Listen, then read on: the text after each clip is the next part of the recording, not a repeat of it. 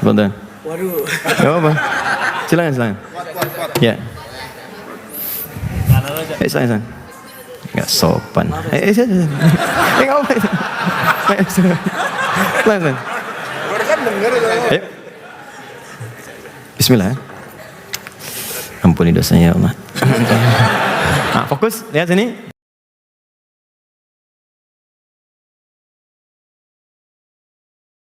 Bismillahirrahmanirrahim. Sekarang kita mulai untuk caranya dulu, baru kemudian ke dalil bacaan. Apa yang dibaca dalam sujud, doanya apa artinya, bagaimana membaca doa itu dengan bahasa hati kita. Jangan-jangan selama ini sujud tapi nggak paham artinya. Ya, bagaimana bisa merasakan kenikmatan sholat? Yang kedua, banyak orang sujud tidak membaca doa itu dengan hatinya, cuma di lisan aja. Subhanarabbiyal a'la, Allahu akbar. Subhanarabbiyal a'la wa bihamdi, Allahu akbar. Subhanakallahumma wa bihamdika, Allahumma ighfirli, Allahu akbar. Cuma itu saja. Kalau cuma itu anak kecil pun bisa. Apa bedanya kita dengan orang lain? Pada pemaknaannya. Nah, sekarang kita mulai dulu dari sini cara. Setelah itu ke sini. Dan saya coba terangkan setiap detailnya. Saya mohon izin ini bisa dikosongkan. Saya mau naik ke sini, boleh ya? Alhamdulillah. Izin ya, Mas.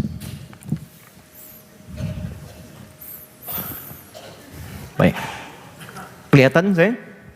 Kelihatan ya? Baik. Mohon izin sebentar ya. Saya mohon maaf kalau kemudian naik ke sini untuk memberikan contoh lebih baik. Mohon maaf ya. Bismillah. Izin sebentar. Perhatikan baik-baik. Nah, sekarang lebih kelihatan ya? Baik. Sujud posisinya akan dimulai dari setelah i'tidal, kemudian turun ke bawah. Nah, saya menghadap ke sini dulu ya. Ya teman-teman akhwat ya, mohon izin lihat sini, fokus. Saya mohon izin menghadapnya begini karena ukuran mejanya lebih panjang ke sini. Jadi bisa kelihatan. Lihat sini. Sami'allahu liman hamidah, kan? Selesai. Rabbana walakal hamd. Kita telah tuntaskan ini. Baik itu tangan yang ke sini ataupun yang ke sini, saya telah berikan argumentasinya di pertemuan lalu dan dua-duanya boleh. Kemudian setelah selesai Sami'allahu liman hamidah Rabbana walakal hamd, kita akan mulai turun sujud. Perhatikan baik-baik. Satu, dalam posisi turun sujud, maka posisi kaki tidak berubah. Lebarnya masih selebar dengan bahu di sini. Ini tidak terlampau kemudian lebar, tidak terlampau rapat. Dalam posisi akan turun. Tidak harus merapatkan begini dulu sujud, tidak harus melebarkan kemudian sujud. Cukup biasa selebar dengan bahu. Jelas sampai di sini? Baik, nanti saya terangkan maknanya. Kemudian yang kedua, tahan sini. Kita akan turun sekarang. Allahu Akbar, bisa diucapkan Allahu Akbar dulu baru turun. Bisa turun dulu saat sujud mendekat Allahu Akbar. Atau bersamaan saat akan turun Allahu Akbar. Dalam turun ini, perhatikan. Ada dua anggota tubuh yang bisa kita gunakan untuk turun terlebih dahulu ke tempat sujud. Pertama, mulai dengan lutut. Ya, saya praktekkan. Kita turun. Lihat baik-baik. Allah. Ya, perhatikan lutut dulu. Jelas? Baru kemudian telapak tangan. Allahu Akbar. Saya ulang ya. Lutut terlebih dahulu, ini, turun, lutut, baru kemudian telapak tangan. Baik, saya menghadap ke sebelah sini, mohon izin. Gini, lutut dulu, tidak ada perbedaan laki-laki dengan perempuan, semua sama. Lutut dulu, gini, baru kemudian telapak tangan. Baik, jelas sampai sini? Baik. Yang kedua, bisa gunakan telapak tangan dulu ini. Oke, saya ulang. Gunakan telapak tangan, akan turun misal. Allah, telapak tangan ini. Baru kemudian lutut. Allahu Akbar. Jelas? Saya ulang. Gunakan telapak tangan dulu, turun. Telapak tangan gini. Baru kemudian lututnya seperti ini. Jelas sampai sini? Oke, sekarang Ustadz kalau pakai lutut boleh, pakai telapak tangan boleh. Apa dalilnya? Untuk yang pakai lutut, hadisnya ada di Abu Daud. Abu Daud nama aslinya Sulaiman dari Sijistan. Dikenal dengan Sulaiman As-Sijistani. Maaf saya hapus ini. Sudah ditulis? Dan saya hapus ya? Gak apa-apa, sana aja. Tanggung. Gak apa. Ya, yang itu jangan dihapus ya. Oke, syukran jazakallah khair. Saya sudah tahu caranya. Satu, Abu Daud, hadis riwayat Abu Daud. Abu Daud itu nama aslinya Sulaiman dari Sijistan, dikenal dengan Sulaiman As-Sijistani. Hafal 500.000 hadis. Dengan sanadnya semua nama tersambung ke Nabi. Dan hafalnya bukan hafal biasa. Jadi setiap disebutkan tahu ini hadisnya sahih, dhaif, bermasalah, benar. Itu ringan sekali. Sampai Ibnu Qayyim Al-Jauziyah rahimahullah mengatakan, kalau ada Nabi Daud bisa melunakkan besi dengan tangannya, maka ini Abu Daud bisa melunakkan hadis dengan lisannya. Maka dikenallah kemudian dengan sebutan Abu Daud, Abu Daud, Abu Daud. Dari 500.000 ini, beliau mengumpulkan beberapa ribu hadis menjadi susunan fikih. Ada hadis, kalau kita baca, hadis itu khusus mengoleksi susunan fikih. Cara ibadah, cara wudhu, cara sholat, ya, cara mandi, cara macam-macam. Kitab hadis yang disusun dengan urutan fikih disebut sunan namanya. Sunan. Maka dikenal dengan nama Sunan Abu Daud. Ya, jilid yang pertama, halaman 222, nomor hadis 388. Paling kanan sebelah bawah.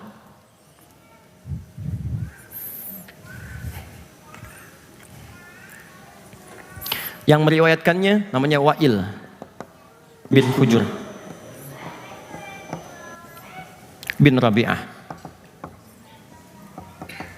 Asal Wa'il dari Hadramaut, Yaman, anak keturunan dari Raja Yaman. Kemudian masuk Islam, datang kepada Nabi, kemudian menyatakan keislamannya, diterima oleh Nabi dan diangkat Wa'il menjadi murid Nabi sampai belajar kepada Nabi dan meriwayatkanlah hadis ini. Ya. 838, maaf, 838, bukan 388, 838. Paling kanan sebelah bawah. Perhatikan hadisnya. Ra'aitu Rasulullah sallallahu alaihi wasallam. Saya pernah melihat Rasulullah sallallahu alaihi wasallam idza sajada, apabila beliau akan sujud, fawadha'a rukbatayhi qabla yadayhi, maka beliau mendahulukan lututnya, kedua lututnya sebelum kedua telapak tangannya. Di begitu beliau akan sujud, yang didahulukan dua lutut dulu, baru kemudian telapak tangan. Jelas? Oke, jadi kalau nanti ada yang bertanya, kenapa Anda sujud pakai lutut duluan? Maka Anda katakan, hadisnya dari Wa'il di Abu Daud nomor hadis 838. Paham? Baik, yang menggunakan telapak tangan itu cuma beda dua nomor. Nomor hadis 840 sampai 841 di kitab yang sama. Periwayatnya sahabat Abu Hurairah. Nama aslinya Abdurrahman. Sebelum masuk Islam, nama aslinya Abdus Syams. Masuk Islam tahun ke-7 Hijrah. 3 tahun sebelum Nabi wafat. Penting saya tuliskan kalimat ini. 3 tahun sebelum Nabi wafat. Nomor hadis 840 sampai 841, paling kiri sebelah atas di kitabnya. Fokus ini. Kata sahabat Abu Hurairah radhiyallahu taala anhu, "Ra'aitu Rasulullah sallallahu alaihi wasallam." Saya pernah melihat Rasulullah sallallahu alaihi wasallam idza sajada, apabila beliau akan sujud, wada'a yadayhi qabla rukbatayhi, beliau meletakkan kedua telapak tangannya sebelum kedua lututnya. Bahkan pernah mengatakan, idza sajadta fala tasjud kama yabrukul ba'ir falyadha' yadayka qabla rukbatayk. Kalau kamu pengen sujud, jangan sujud seperti duduknya unta. Dahulukan telapak tanganmu sebelum kedua lututmu. Jadi kalau yang menggunakan lutut, menggunakan dalil yang ini. Menggunakan telapak tangan, menggunakan dalil yang ini. Timbul pertanyaan, Ustadz, kenapa kontradiktif? Satu lutut, satu telapak tangan. Bahkan hadis yang mengatakan, dahulukan telapak tangan, jangan lutut. Yang satu mendahulukan lutut, jangan telapak tangan. Mana yang benar? Nah teman-teman, setelah diteliti, dikumpulkan hadisnya, ternyata tersimpulkan bahwa dua-duanya ini benar. Di awal masa sholat, Nabi itu lebih banyak sujud dengan menggunakan lututnya terlebih dahulu. Di awal-awal muncul perintah salat. Tapi di akhir-akhir kehidupan beliau, sejak beliau mulai sepuh, ya kan? Usia 60 tahun, 61 tahun, 62 tahun, ya, sebelum beliau kembali kepada Allah, itu lebih banyak terlihat menggunakan telapak tangannya. Karena itulah Abu Hurairah kan baru masuk Islam tahun ke-7, 3 tahun sebelum Nabi wafat. Dan Nabi usia sudah 60 tahun. Saya mau tanya pada teman-teman, biasanya, maaf ya, ini umumnya, tidak semuanya. Biasanya kalau semakin sepuh, persoalan pertama ada di apanya? Lututnya. Oke? Baik, maka karena Nabi punya masalah dengan lutut, saat itulah ketika sujud dia gunakan telapak tangan. Maka wajarlah kemudian Abu Hurairah meriwayatkan hadis dengan telapak tangan. Sedangkan Wa'il itu masuk Islam lebih duluan dibanding Abu Hurairah. Dan Nabi di masa awalnya lebih banyak menggunakan lututnya. Akhirnya disimpulkan oleh ulama fikih, jangan lihat sepuh dan tidaknya. Toh barangkali ada yang muda pun terkena cedera di lutut, dia bisa menggunakan telapak tangannya. Jadi jangan disimpulkan kalau ada orang misalnya, mohon maaf ya, sujud menggunakan telapak tangannya, lantas Anda katakan, oh sepuh. Mas Ari sujud, Allahu Akbar, telapak tangan dulu, udah tua. Bukan. Mungkin itu nyaman bagi dia, jadi bebas, silahkan. Mau pakai telapak tangan boleh, sujud boleh. Jadi kedua-duanya benar, yang salah yang menggunakan kepala duluan. Oke, satu ini. Ya, pindah hadis sekarang. Tolong bantu satu orang, boleh naik sini. Mas, Eca deh, nggak terlalu tinggi. Ini mas. Mas Eca aja. Bentar. Waduh. Gak apa-apa. Silakan. Ya. Silakan. Nggak sopan. Nggak apa-apa. Silakan. Ayo. Bismillah. Ampuni dosanya ya Allah. Fokus, lihat sini, pelan-pelan. Sekarang beliau mau turun, posisi bebas, mau lutut dulu atau telapak tangan dulu, silakan turun dulu. Baik, lututnya. Tahan sini, tahan sebentar. Tahan sini, teman-teman fokus baik-baik. Lututnya sudah turun. Sekarang anggota badan yang mana saja yang boleh menempel ke tempat sujud saat akan sujud. Saya ulang, sekarang sudah posisi turun, sekarang anggota badan mana saja yang boleh menempel ke tempat sujud saat sujud.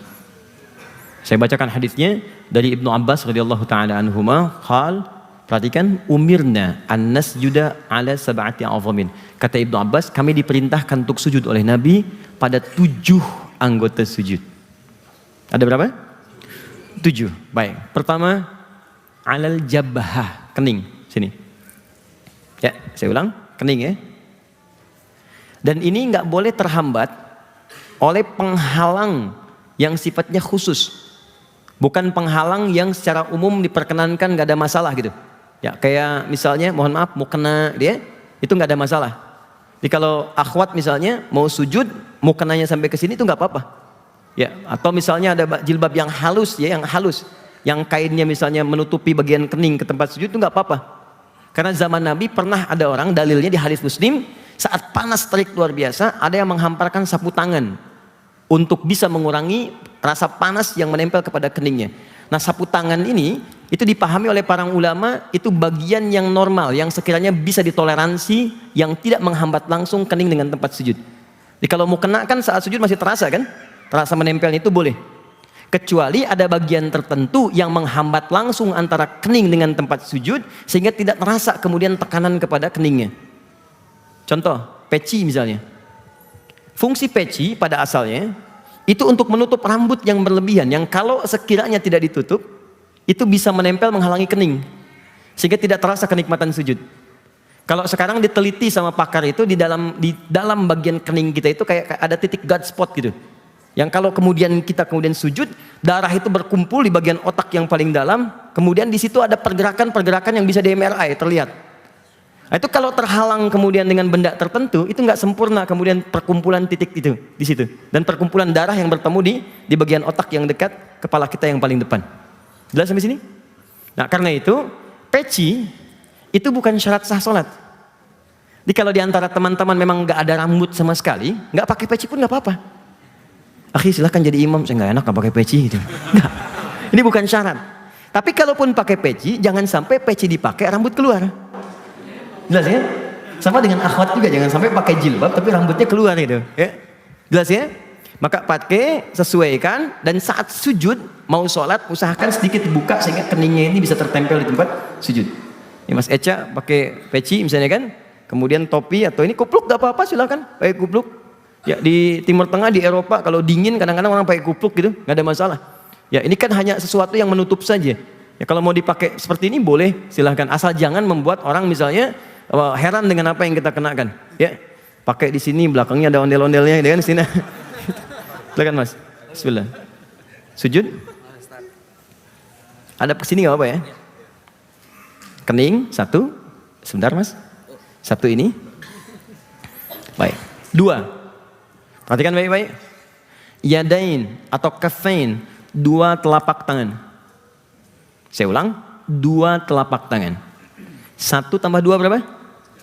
Tiga. Jadi ini dihitung satu, dihitung satu. Kening dan dua telapak tangan.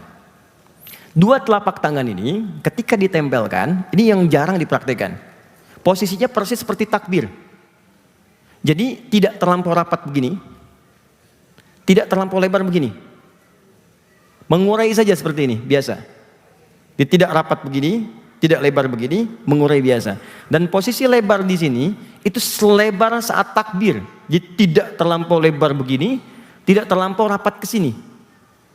Ya, bahkan mohon maaf dalam posisi sujud ini itu yang takbir kemudian yang biasanya rapat seperti ini, itu dalam sujud dihindari. Kalau bisa kata Nabi itu dilebarkan begini, bukan dirapatkan. Nabi pernah melarang seseorang saat sujud itu tangannya dirapatkan begini. Kata Nabi perbaiki, hentikan. Ya, kenapa? Karena ketika Anda rapatkan begini dalam keadaan sujud, itu diafragma bisa tertekan, nafas bisa tidak lancar, bisa meninggal itu, bisa pingsan. Ya karena itu lebarkan, luaskan sampai seakan-akan saat Anda buka ini anak kambing tuh bisa lewat.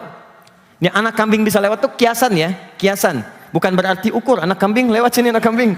Sujudnya benar, tidak. Jadi maksudnya buka itu sehingga kita merasa nyaman, udara, nafas enak, ya, nyaman, lebarkan. Kita praktekkan. Kening tempelkan. Tahan. Ini buka, jadi bukan ke dalam begini. Ya. Tapi keluar seperti ini, siku. Sehingga di sini ada jalur yang luas. Sama dengan perempuan ya, tidak ada bedanya. Jadi saya belum pernah menemukan riwayat perempuan sujud ininya nempel ke sini, ke dalam, tidak. Ya, tapi sama saja, ini terbuka keluar supaya ini ada kenyamanan dalam sujudnya. Paham sampai sini? 1 tambah 2 berapa? 3. Sekarang 4 dan 5, kedua lutut. Dua lutut. Kening, 2 telapak tangan, 2 lutut. 1 tambah 2, 3 tambah 2, 5. Oke. Yang terakhir, jemari di 2 kaki. Jemari di 2 kaki. Di kaki ada 2, dihitung kakinya. Jemarinya kemudian sampai nempel. Jemari di 2 kaki. Perhatikan baik-baik teman-teman. 1 tambah 2, 3 tambah 2 lutut, 5 tambah 2 kaki. Jemari di 2 kaki tambah 2. Berapa? 7. Fokus baik-baik. 7. 1 kening, 2, 3 ini, 4, 5 lutut, 6, 7 bagian belakang. Nanti ada tambahan 1, tapi ini sifatnya fleksibel, bisa dikerjakan silahkan, tak mampu jangan dilakukan. Tambahkan 2 kakinya, bagian belakang, ujung jemari. Nah, di sini yang jarang kemudian, mohon maaf, sebagian ya belum menyesuaikan. Fokus baik-baik, lihat sini. Pernah melihat yang seperti ini?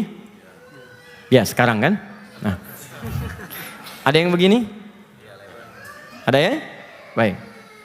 Ada yang begini? Nah, perhatikan baik-baik. Ternyata saat sujud itu, kaki bagian belakang itu bukan terbuka begini, tapi tertutup seperti ini. Ya, dan nggak pakai O. Oh. Oke. Mohon izin Mas Eja, bangun dulu, menghadap ke sana Mas Eja, supaya kelihatan dari sini. Fokus baik-baik. Lihat sini. Kening sudah, Telapak tangan sudah, lutut sudah, kemudian kaki. Ini menempel seperti ini. Dan jemarinya ditekuk. Ya, bukan kemudian diluruskan begini, tapi ditekuk sini. Seperti ini. Tidak dibuka, nutupnya tidak begini, tapi seperti ini. Jelas? Kemudian ini sujud. Nah, sekarang lihat baik-baik. Ketika Nabi menyebutkan jabhah, telunjuk Nabi itu menunjuk ke hidung. Kata Nabi, alal jabhah. Yang disebut kening, tapi menunjuk ke hidung. Ya, maka sebagian ulama memahami dari sini, kalau Anda ingin sempurna kening itu menempel dengan baik, maka ukurannya hidung. Kalau hidung itu bisa menempel kemudian ke tempat sujud, bukan ditekan tapi menempel ke tempat sujud, sepanjang tempat sujudnya bersih, maka itu akan mendukung kepada kening sempurna, dan bagian ke bahu ke belakang pun sampai ke belakang itu sifatnya sempurna sujudnya. Tapi kalau hidungnya kemudian diangkat, tidak sempat menempel atau dijauhkan, maka ini pasti naik. Angkat keningnya mas, jauhkan hidungnya. Tuh, ini naik. Tempelkan hidungnya, turun. Jelas? Makanya ukuran hidung dengan kening pasti seimbang. Nggak ada Pinocchio kemudian dalam kasus ini, tidak. Ya, pasti ukurannya pasti seimbang. Antara hidung semancung-mancung apapun, kalau dipakai sujud pasti sempurna. Jelas sampai sini? Oke. Sekarang lihat baik-baik. Fokus. Kita hitung satu-satu. Pertama apa? Ini. Kedua apa?